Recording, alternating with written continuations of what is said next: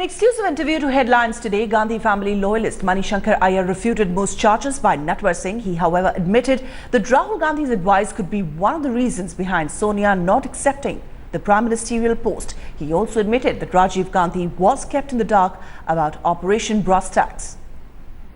Sonia's decision up till now to refuse the prime ministership had been widely viewed as an act of noble renunciation. It emerges, in fact, that it was nothing but a response to her son's fear she would be killed. It wasn't sacrifice, it was probably self-preservation. It emerges from your question that she said any of this? She never said any of this. If others chose to say it, your question should be addressed to them. Her only comment on it was that she had searched or asked her conscience, and therefore there may be many more angles to this than simply the one that Natwar Singh has put forward. The other thing that emerges from your answer is that when in fact she stood up in the Central Hall of Parliament and said she wasn't going to take the job because her inner voice had told her it would be wrong to do so, she was probably coming up with an artful cover for what was the truth being her son's fear she'd be killed. Not at all.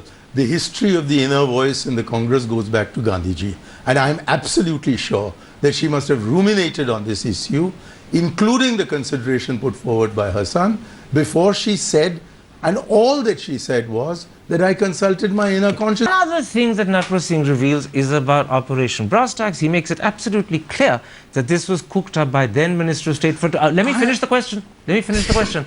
He makes it clear that this was cooked up by then Minister of State for Defence Arun Singh and the then Army Chief Krishna Swamy Sundarji, that Rajiv Gandhi had no knowledge of it and he was completely in the dark. Now, I say that it's incredible that a Prime Minister should not know something, particularly when that Prime Minister is also his own Defence Minister, and yet he's in the dark. Incredibly, both you and he and Natwar are making the mistake of not distinguishing between Operation Brasstacks, which was an internal army maneuver, which the Defence Minister of India, Rajiv Gandhi, knew everything about, and the manner in which it was being aggressively pushed in the direction of the Pakistan border, and propaganda was being propagated about Pakistani army reactions to this, while Rajiv Gandhi was on his first holiday. Let me just finish it. I want to interrupt you.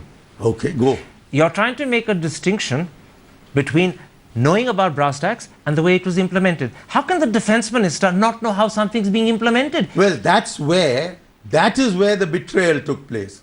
I was about to tell you, when you so rudely interrupted me, that Rajiv Gandhi had gone on a visit to Lakshadweep and extended it into the first holiday of his prime ministership.